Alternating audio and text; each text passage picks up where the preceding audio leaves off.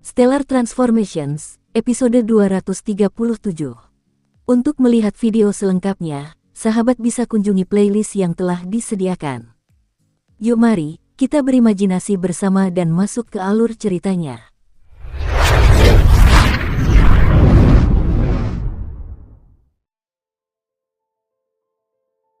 Galaksi Angelika Dahurika, bintang gelombang giok, di halaman Teluk Bulan Sabit.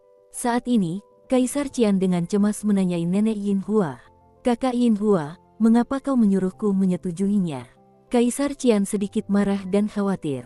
Pada saat yang sama, dia juga bingung.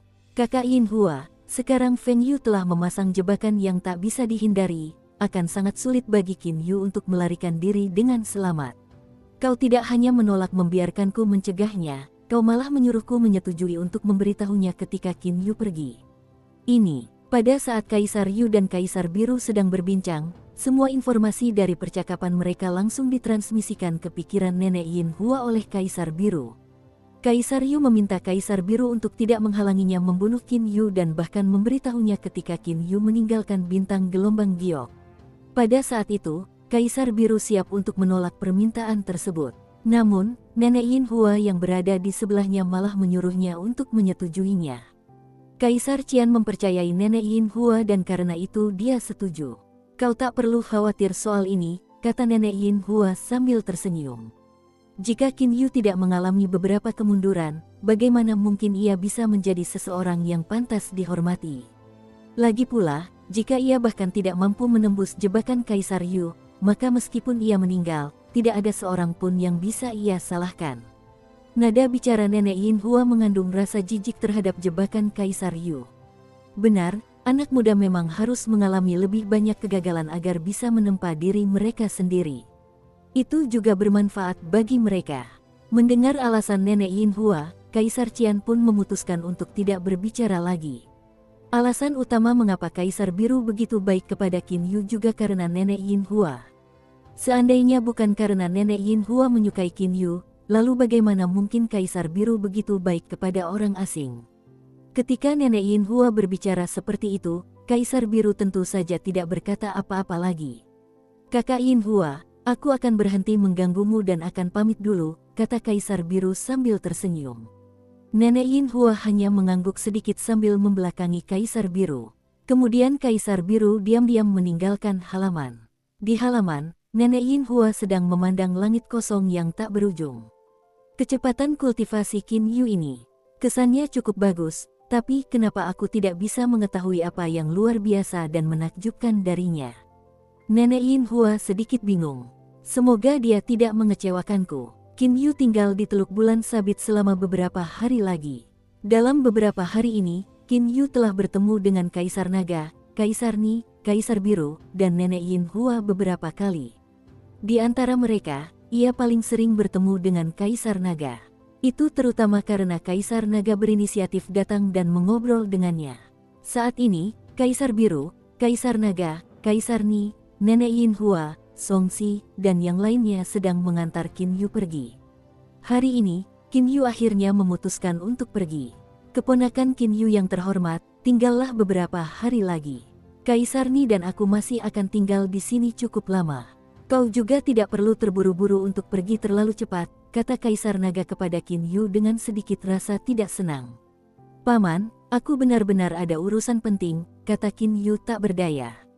Ekspresi dan intonasi suara keduanya saat berbicara satu sama lain membuat orang lain dapat dengan jelas merasakan keintiman di antara mereka. Dalam beberapa hari terakhir ini, Kaisar Naga selalu memanggil Qin Yu dengan sebutan keponakan Qin Yu yang terhormat. "Naga tua, sudahlah, cukup sampai di sini dulu. Seorang anak memang harus selalu meninggalkan rumah dan berkelana ke seluruh dunia," kata Kaisar Ni sambil tersenyum. Beberapa orang yang berada di tempat kejadian semuanya tahu mengapa Kaisar Naga begitu baik hati terhadap Qin Yu. Saat memikirkan alasannya, beberapa orang itu tertawa kecil dalam hati. "Qin Yu, makanlah dengan baik dan pergilah berkelana keliling dunia. Nenek percaya bahwa saat ia bertemu denganmu lagi, kekuatanmu akan meningkat pesat," kata Nenek Yin Hua kepada Qin Yu. Qin Yu segera menjawab dengan hormat. "Nenek, tenang saja. Qin Yu ini pasti tidak akan bermalas-malasan." Qin Yu juga merasakan tuntutan yang dimiliki Nenek Yin Hua akan kekuatannya. Kaisar Qian Senior, Kaisar Ni Senior, Paman, Nenek, Songxi. Saya akan pergi sekarang, selamat tinggal, kata Qin Yu sambil menangkupkan tangannya dengan hormat. Setelah itu, tubuh Qin Yu berubah menjadi seberkas cahaya dan menghilang di cakrawala. Galaksi Sungai Darah, Bintang Kuning Karang. Kaisar Yu yang mengenakan jubah ungu berdiri di puncak gunung terpencil. Ia memandang ke arah timur yang jauh, ke arah galaksi Anglika Dahurika. Muyan, apakah semua persiapan sudah siap? Tanya Kaisar Yu dengan tenang. Seorang lelaki tua berjubah kuning yang berdiri di belakangnya berkata dengan hormat, Yang mulia, ada 3 susunan transmisi antar bintang di bintang gelombang giok yang mengarah ke galaksi lain. Dari planet-planet yang dituju oleh ketiga susunan transmisi antar bintang tersebut, 2 planet lainnya masing-masing memiliki 16 kaisar abadi yang berkumpul. Adapun planet ketiga ini, Batu Karang Kuning, terdapat lebih dari 20 kaisar abadi yang berkumpul di sini. Kita tentu memiliki cukup tenaga untuk mengatur formasi besar. Sangat bagus. Mata Kaisar Yu berbinar. Sampaikan perintahnya. Beritahu ke-48 kaisar abadi yang sedang membentuk formasi di 3 planet utama untuk bersiap segera mengaktifkan formasi api pemurnian elemen penyegel begitu mereka menerima perintahku. Kali ini, kita harus menangkap Qin Yu apapun yang terjadi, kata Kaisar Yu dengan tegas. Baik, Yang Mulia. Pria tua berjubah kuning itu juga menunjukkan ekspresi sedikit bersemangat di wajahnya. Pada saat yang sama, sebuah mutiara spiritual transmisi muncul di tangan lelaki tua berjubah kuning itu. Dia mulai mengirimkan transmisi kepada kaisar abadi di 3 planet utama. Waktu berlalu detik demi detik. Kaisar Yu berdiri tak bergerak di puncak gunung terpencil itu. Tidak ada raut wajah yang menunjukkan rasa tergesa-gesa. Hari ini adalah hari Qin Yu meninggalkan bintang gelombang giok. Ini adalah informasi yang disampaikan langsung oleh Kaisar Biru kepadanya dan pasti tidak akan ada masalah. Namun, kapan Qin Yu akan pergi, itu agak sulit untuk dipastikan. Saat ini, Kaisar Yu sedang memegang mutiara spiritual transmisi. Dia sedang menunggu transmisi dari Kaisar Qian. Feng Yu, Qin Yu telah melangkah ke arah pengangkut antar bintang yang menuju ke bintang kuning karang. Sebuah transmisi tiba-tiba tiba di mutiara spiritual transmisi. Dengan sapuan kesadaran abadinya, mata Kaisar Yu bersinar. Tugasku sudah selesai. Adapun apakah kau bisa menangkap Qin Yu atau tidak, itu tugasmu sendiri. Lebih jauh lagi, jangan beritahu Qin Yu bahwa aku telah membantumu. Kata-kata Kaisar Biru itu mengandung rasa tidak puas. Wajah Kaisar Yu tersenyum lebar. Tenang saja, aku pasti tidak akan memberitahunya. Yang Mulia, seorang pria telah tiba dari susunan pengangkut antar bintang-bintang gelombang giok. Penampilannya tidak sesuai dengan penampilan yang Yang Mulia sebutkan. Dia pasti telah mengubah penampilannya. Adapun kekuatannya, bawahan ini tidak dapat memberitahu. Pesan informasi lain pun dikirimkan. Setelah Kaisar Yu melihat pesan ini, dia benar-benar yakin. Semuanya, aku perintahkan kalian untuk mengaktifkan sepenuhnya susunan api pemurnian elemen penyegel bintang kuning karang. Kaisar Yu mengirimkan perintah kepada 16 kaisar abadi yang telah menunggu perintahnya selama ini. Seorang kaisar abadi yang ditempatkan di sekitar karang batu kuning dan menunggu sepanjang waktu menerima perintah tersebut. Ia menghela napas lega. Akhirnya dimulai. Tidak hanya dia, 15 kaisar abadi lainnya yang juga menunggu sepanjang waktu pun merasa lega. Pada saat yang sama, ke-16 orang itu mulai mengaktifkan energi spiritual abadi di dalam tubuh mereka. Banyak segel tangan dieksekusi tanpa henti. Dalam sekejap mata, satu persatu, pilar-pilar cahaya melesat ke langit. Pada saat yang sama, banyak pilar cahaya ditembakkan ke bintang kuning karang dari ruang kosmik. Dalam sekejap, seluruh bintang kuning karang bergetar seolah-olah terjadi gempa bumi.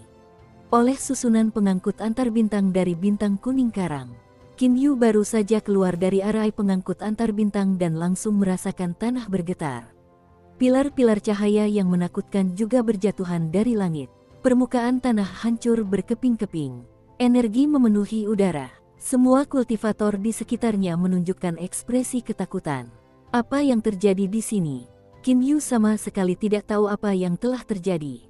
Para kultivator di sekitarnya juga bingung dan khawatir melihat kekuatan seperti itu ditampilkan. Ah, mungkinkah Kaisar Abadi sedang bertarung? Mereka benar-benar menyebabkan seluruh bintang kuning karang bergetar. Semuanya, lari. Bintang kuning karang ini bisa meledak. Beberapa praktisi abadi mulai berteriak. Aku akan membayar 10 batu roh elemen berkualitas tinggi, cepat, antarkan aku. Seseorang mengeluarkan beberapa batu roh elemen berkualitas tinggi dan ingin mengambil susunan pengangkut antar bintang. Saat ini, seluruh bintang kuning karang dipenuhi energi yang sangat kuat. Jika seseorang menggunakan teleportasi tingkat tinggi, mereka hanya akan mencari kematian. Mereka hanya bisa pergi melalui susunan pengangkut antar bintang. Banyak orang mulai berkumpul di dekat susunan pengangkut antar bintang, berusaha untuk pergi. Pergi sana, minggir, biarkan aku duluan. Kalau tidak, aku akan membunuhmu. Teriak seorang pria bermata satu berpakaian hitam dengan marah. Kekacauan pun terjadi. Hanya ada sejumlah kecil arai pengangkut antar bintang, sejumlah besar makhluk abadi bergegas datang mencoba memperebutkan arai pengangkut antar bintang tersebut. Mereka memaksa masuk dengan kekuatan mereka atau menyuap dengan uang mereka, sebuah pemandangan yang kacau. Apa sebenarnya yang terjadi? Semuanya terjadi terlalu tiba-tiba. Qin Yu masih bingung tentang apa yang telah terjadi. Tiba-tiba, boom, boom, boom, ledakan beruntun terdengar. Beberapa serpihan dari ledakan itu mendarat dengan keras di tubuh Qin Yu dan hancur menjadi debu oleh aura pelindung eksternal Qin Yu. Qin Yu menoleh untuk melihat. Ternyata, seluruh susunan pengangkut antar bintang dari bintang kuning karang hancur total akibat ledakan sebelumnya. Apa yang kau lakukan? Qin Yu menatap dingin pria berpakaian putih di depannya. Mengapa kau menghancurkan semua susunan pengangkut antar bintang? Justru pria berpakaian putih inilah yang menghancurkan semua susunan pengangkut antar bintang dalam sekejap. Hal ini membuat Qin Yu sangat marah. Namun, Qin Yu juga telah menemukan kekuatan pria ini, Kaisar Abadi tingkat 4. Satu-satunya Kaisar Abadi di sekitarnya. Melihat susunan pengangkut antar bintang yang hancur, semua dewa di sekitarnya tercengang. Mengapa kau menghancurkan susunan pengangkut antar bintang? Tidakkah kau lihat seluruh planet bergetar? Seorang pemuda keluar dan berteriak marah. Bahkan mungkin akan terjadi bencana besar di bintang kuning karang. Beberapa waktu lalu bahkan ada 2 kaisar abadi yang saling bertarung di bintang salju biru yang telah menghancurkan setengah planet. Jika hal seperti itu terjadi lagi hari ini, maka karena kau, kita semua mungkin akan kehilangan nyawa. Kau, bisa tutup mulutmu, kata pria berpakaian putih itu dengan acuh tak acuh. Dengan sapuan sinar pedangnya. Anak muda yang menegurnya itu langsung ditusuk di tempat. Jiwanya hancur berkeping-keping. Keheningan total. Tak satu pun dari sekian banyak dewa abadi yang hadir berani berbicara. Pertama, karena mereka dapat mengetahui betapa kuatnya pria berpakaian putih itu. Dan kedua, karena pemuda tadi adalah dewa abadi emas yang sangat kuat, namun ia terbunuh hanya dengan satu tebasan pedang. Apalagi, belum ada bencana yang terjadi di Reef Yellow Star. Semua yang terjadi hanyalah spekulasi. Kau seharusnya seorang kaisar abadi, bukan? Seorang kaisar abadi yang agung namun berani menghancurkan susunan pengangkut antar bintang. Katakan, mengapa kau menghancurkan susunan pengangkut antar bintang? Tanya Qin Yu kepada pria berpakaian putih itu dengan acuh tak acuh. Pada saat yang sama, Qin Yu menyebarkan kesadaran abadinya ke seluruh planet. Kaisar abadi, 1, 2, 3, 22 kaisar abadi. Kesadaran abadi Qin Yu telah menemukan semua kaisar abadi di planet ini. Itu termasuk kaisar abadi dengan kekuatan terkuat, Kaisar Yu. Qin Yu segera merasa bahwa situasinya buruk. Mungkinkah setelah aku memasuki bintang gelombang giok, Kaisar Yu telah menempatkan orang-orang untuk menunggu di sini sejak saat itu. Mereka mengetahui identitasku begitu melihatku. Tapi bagaimana dia bisa mengenaliku? Qin Yu bingung. Dia mampu menghilangkan auranya, seharusnya mereka tidak bisa merasakannya. Mungkinkah mereka memutuskan bahwa siapapun yang kekuatannya tidak dapat mereka ketahui pastilah aku? Qin Yu percaya bahwa Kaisar Yu tidak mungkin seceroboh ini. Sayangnya, dia tidak mampu membayangkan bahwa Kaisar Xianlah yang mengkhianatinya. Haha, Qin Yu, untuk menangkapmu, Yang Mulia telah mengumpulkan semua ahli terbaiknya di 3 planet besar untuk menunggumu. Lupakan saja rencanamu untuk melarikan diri kali ini, kata pria berpakaian putih itu sambil tertawa terbahak-bahak. Setelah itu, ia terbang menuju langit. Hampir pada saat yang bersamaan, Qin Yu juga terbang ke langit. Susunan pengangkut antar bintang telah hancur, semuanya, terbanglah menjauh dari bintang kuning karang terlebih dahulu. Setelah kita tiba di ruang kosmik yang stabil, barulah kita dapat menggunakan teleportasi agung. Seorang immortal berkata demikian sambil terbang menuju langit. Pada saat yang sama, sekelompok besar immortal juga mengikutinya dan mulai terbang menuju langit. Satu di depan dan satu di belakang, pria berpakaian putih dan Qin Yu terbang menuju langit. Dengan kecepatan para dewa, mereka menembus atmosfer bintang kuning karang dalam sekejap mata. Saat ini, Qin Yu berdiri di tengah atmosfer. Kabut di sekitarnya melayang melewatinya. Qin Yu mengerutkan kening dalam-dalam. Seluruh planet terjebak, sepertinya tidak mungkin berteleportasi dari sini. Qin Yu sangat tenang. Kaisar abadi yang disebutkan sebelumnya telah langsung terbang ke ruang kosmik. Namun, Qin Yu gagal melakukan hal yang sama. Ia malah terhalang oleh jaring cahaya yang ada di mana-mana saat sedang terbang. Jaringan cahaya itu tampak berbentuk lingkaran. Jaringan itu menutupi seluruh bintang laut kuning. Pada saat ini, seluruh bintang laut kuning tampak seperti kuning telur. Seluruhnya tertutup oleh cangkang telur yang dikenal sebagai jaring cahaya. Bang, bang, bang, bang. Suara benturan terdengar beruntun. Semua dewa yang mengejar mereka terbentur jaring cahaya secara beruntun. Awalnya, jaring cahaya itu sama sekali tidak terlihat. Namun, setelah ditabrak oleh para dewa, jaring itu memancarkan sinar cahaya sebelum kembali tidak terlihat. Huf, dengan sosok yang bagaikan seberkas cahaya, dalam sekejap, ia kembali ke tanah dari atmosfer. Kaisar Yu, jebakan berskala besar yang kau gunakan untuk menangkapku sungguh mengerikan, kata Qin Yu sambil mendengus dingin. Seorang pria berjubah ungu terbang turun dari langit dengan kecepatan tinggi. Dia mendarat di tanah dan tersenyum pada Qin Yu.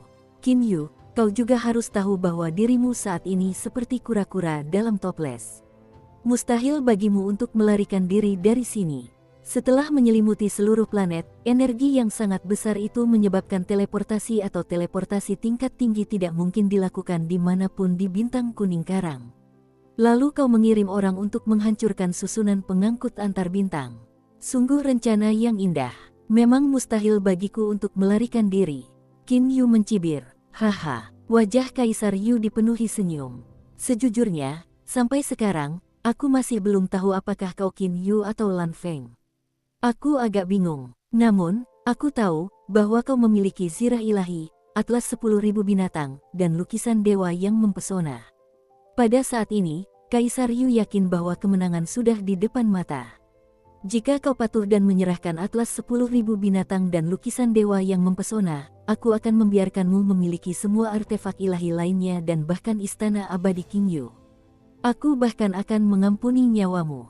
Bagaimana menurutmu? Kata Kaisar Yu dengan sangat murah hati. Meskipun armor ilahi dan pedang ilahi penembus langit sangat bagus, Kaisar Yu memiliki senjata ilahi dan armor ilahi miliknya sendiri.